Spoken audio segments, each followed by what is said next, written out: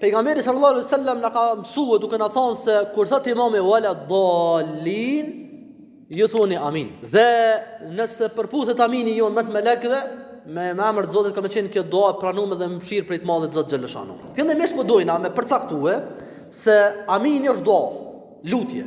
Fjala amin nuk ka pjesë elhamdulillahit. Dhe kur thua wala dallin, elhami ka përfundu. Amini është dua, lutje. Musa alayhis salam është lut. Haruni vllau i tina ka thon amin. Jo është përgjigj Zoti aty në kur i ka thon qad ujibet da'watukuma. E ka pranuar doën e tyre. Po veç njëri ka bëu doë, tjetri ka thon amin. Do të thon fjala amin është doë.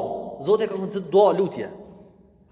Prandaj prej suneteve të doës është doja më thon mes shpirtit tënd dhe krijuesit gjithësisë, jo me Zot lart. Dhe kët na thot Zoti xhaleshanu në Kur'an, ta drejtohet duke na thënë lutë Zotin me frikë, respekt dhe dru në heshtje.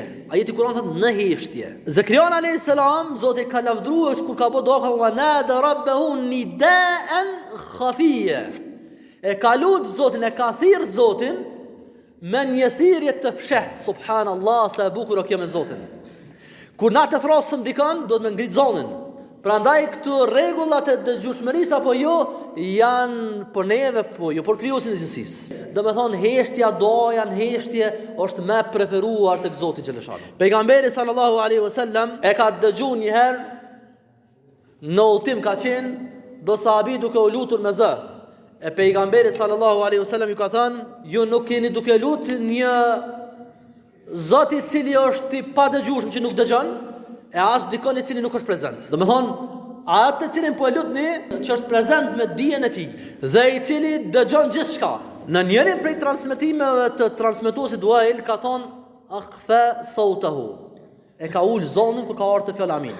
Pejgamberi sallallahu alaihi wasallam. Një version tjetër të hadithit po të njëjtit transmetues nga Alka më thotë se e ka ngrit zonën rafa sautahu kur ka thonë amin. Ebu Huraira tregon hadithin tjetër.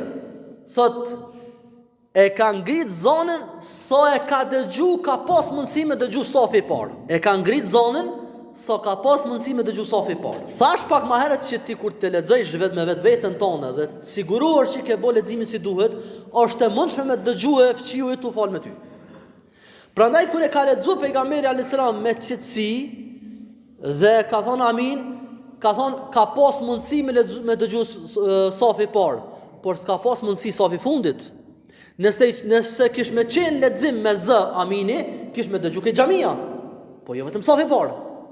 Prandaj kjo tregon që ka lexuar vetvete, po ka pas mundësi me dëgju safi i parë. Prandaj ngritja e zonit në amin, nëse dikush e bën nuk ka punë fal krimi, as nuk e prish namazin, as nga kjo nuk varet saksia e namazit.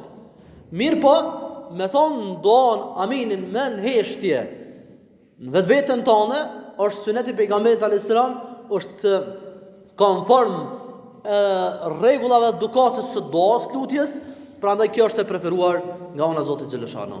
Krahas kësajna kemi hadithe të sahabëve të njohur që janë kanë të afërt me pejgamberin alayhis salam. Aliu ka qenë djali i miqës pejgamberit alayhis salam, ka qenë i katërt ose i pestë që ka pranuar Islamin.